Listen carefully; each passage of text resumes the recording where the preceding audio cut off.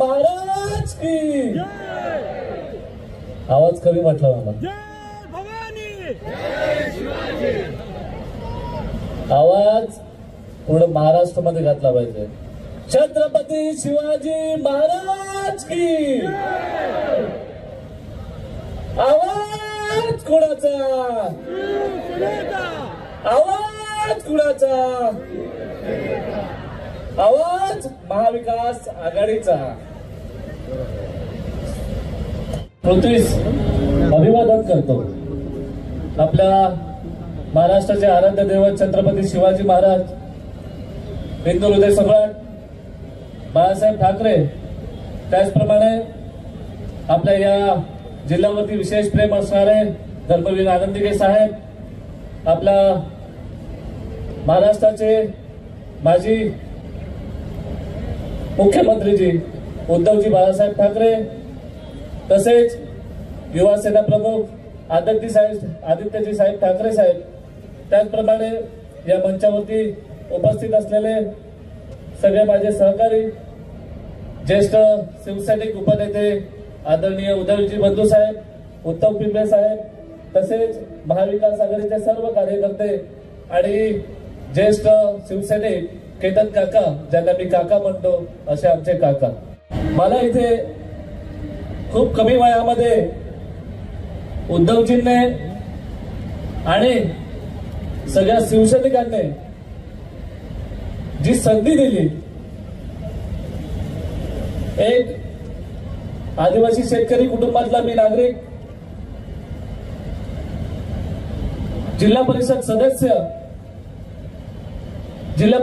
नंतर जिल्हा परिषद गटनेता म्हणून आणि आता विरोधी पक्षनेता म्हणून, आणि आता मला पालघर विधानसभेची उमेदवारी दिली, त्याच्याबद्दल मी त्यांचे सगळ्यांचे मनापासून आभार मानतो आणि धन्यवाद मानतो।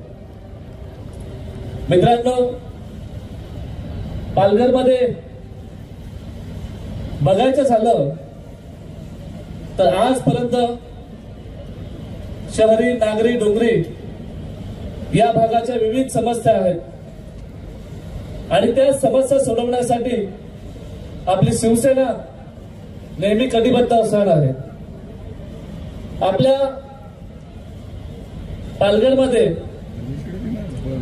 ज्या वेळेस मला उमेदवारी जाहीर झाली, साहेब, साधारणपणे मला इतके शिवसैनिकांचे, महाविकास आघाडीचे कार्यकर्त्यांचं प्रेम हे लागलं आणि आज ज्या सभेमध्ये जनसमुदाय लाटलेला आहे त्यावरून मला असं वाटतं की डॉक्टर विश्वास होळी आणि माझा विजय हा निश्चितच आहे। आरोग्य व्यवस्था नाही म्हणत, ही आज आपली जिल्ह्याची व्यवस्था तयार झाली।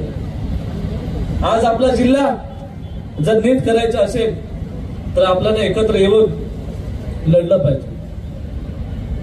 परंतु मी त्यांना सांगतो की जयेंद्र दुबे हे शिवसेना उद्धव बाळासाहेब ठाकरेचं रोपट आहे, त्यांनी लावलेलं आहे आणि त्या रोपट्याचं आज वटवृक्षामध्ये रूपांतर होताना समोरच्याला बघवत नाही आणि समोरचं रोपट हे जुनं झालंय आणि त्याची पानं पडायला लागलेली आहेत, हे समोर मला दिसतंय।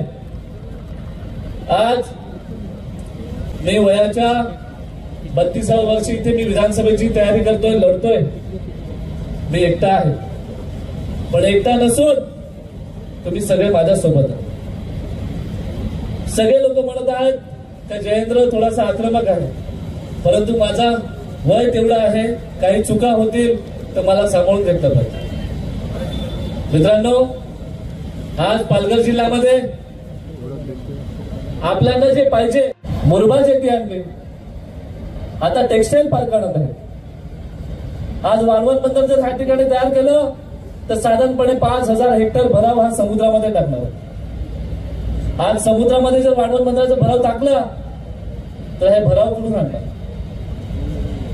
आपला निसर्ग किती विस्कटला जाईल। आज लगेच टेक्सटाईल प्रकल्प आणणार आहे। टेक्सटाईल प्रकल्पासाठी साधारणपणे या महाराष्ट्र पालघर जिल्ह्यामध्ये लागणारं पाणी जिथे पाणी लागते त्याच्यामध्ये दुप्पट पटीने पाणी हे टेक्स्टाईल प्रकल्पासून लागतं. हे पाणी आणण्यासाठी परत आपल्या ज्या आदिवासी भागांमध्ये जिथे पाणी भेटत नाही, मग या किनारपट्टीमध्ये पाण्याचा अभाव आहे, हे पाणी कुठून आणणार? पुन्हा धरण बांधणार, पुन्हा विस्थापन आमच्या लोकांचं करणार, कितपर्यंत? आज वडोदरा एक्सप्रेस हायवे बांधला. वडोदरा एक्सप्रेस हायवे मध्ये बांधत असताना आमच्या दानिवरी गावामध्ये आदिवासी समाजाच्या भगिनीवरती अत्याचार केला, त्यांना घरं तोडली, त्यांना पोलिसांनी घराच्या बाहेर काढले, मारलं. किती अन्याय, किती त्रास. आणि त्या पोलिसांच्यावरती काहीच कारवाई झाली नाही अजूनपर्यंत, उलट त्यांची बढती भेटली. आज सांगेन का ही लढाई माझी नाही, ही लढाई शिवसेनेची आणि समोरच्या शिंदे गटाची लढाई आहे. त्याच्यावरती आपल्याला मात करायचा आहे. मित्रांनो, आज मी जिल्हा परिषद सदस्य म्हणून ज्यावेळेस निवडून आल्यानंतर आपलं उद्धवजी ठाकरे साहेब मुख्यमंत्री असताना आपलं सुरळीत सरकार चालू होतं. नीट लोकांना शिक्षण भेटत होतं, नीट लोकांना पाणी भेटत होतं, नीट लोकांना आरोग्य व्यवस्था भेटत होती. परंतु या 2.5 वर्षाच्या नंतर या पालघर जिल्ह्यामध्ये जिल्हा परिषदच्या शाळेमध्ये नीट शिक्षक नाहीत, आरोग्य व्यवस्था नाही, पाणी नाही. आम्हाला ह्या ज्या गोष्टी पाहिजेत त्या तुम्ही द्या. असेल, मुरबा असेल, त्याचबरोबर डहाणूखाडी असेल, या ठिकाणी चांगल्या पद्धतीने मच्छीमारी होते. आज त्या मच्छीमारांसाठी भौतिक सुविधा उपलब्ध नाही, त्यांच्यासाठी बाजारपेठ उपलब्ध नाही, आज त्यांच्यासाठी कुठल्याही गोष्टीच्या सुविधा उपलब्ध नाही. आज आपलं सरकार तर नक्की येणारच आहोत, परंतु आम्ही मच्छीमारांसाठी ह्या भौतिक सुविधा उपलब्ध करणार आहे. त्याचप्रमाणे किनारपट्टीमधले लागणारे आपले मच्छीमार आहेत, त्यांची घरं आपले त्यांच्याकडे आहेत, परंतु आज त्यांच्या घराची जमीन त्यांच्या नावावरती नाही. त्या जमिनी आम्ही नावावर करण्याचा प्रयत्न करणार आहोत आणि त्या जमिनी आपण देणार आहोत. त्याचप्रमाणे आज पालघर जिल्ह्यामधले काही असे घटना घडून गेली, त्या घटनेचा निषेध म्हणून आपण जाहीर केला पाहिजे. मित्रांनो, बोलण्यासारखं काय आहे? भवानी, महाराष्ट्राचे आराध्य दैवत छत्रपती शिवाजी महाराजांना वंदन करतो. हिंदू सम्राट बाळासाहेब ठाकरे, पक्षप्रमुख उद्धवसाहेब ठाकरे, युवा सेना आदित्य ठाकरे, इथे उपस्थित आमचे नेतेगण, उपनेते उदय बंधू पाटील साहेब, केतन काका, आमचे उत्तम भाऊ पाटील, बाळासाहेब त्यावेळेला जितू महाजन म्हणजे गृहमंत्री होते, शंकरराव चव्हाण मुख्यमंत्री होते आणि गावडे म्हणून साधे क्लर्क होते. या बंधूंच्या सांगण्यावरनं माझी तेव्हा तडीपार झाली होती, पण ती तडीपारी तेव्हा कमी होती, म्हणजे तेव्हा काय फार तडीपारीचा त्रास नव्हता. आताच्या ह्याच्यामध्ये जे तुम्हाला 302 मध्ये टाकतो, तुम्हाला या केसमध्ये टाकतो, ते तर नक्कीच अवघड होतं. म्हणजे सुडाचं राजकारण कसं खेळलं जातं, मग मागची आठवड्याला यांनी हे केलं, त्याने ते केलं, काँग्रेसने अमुक केलं. अरे पण आता आपण कसं वागतो ते पहिलं बघणं कर्तव्य आहे. म्हणून आज तुमचा जो म्हणजे सगळ्या पालघर जिल्ह्यातल्या लोकांना खरोखर मनापासून आभार मानायला पाहिजे.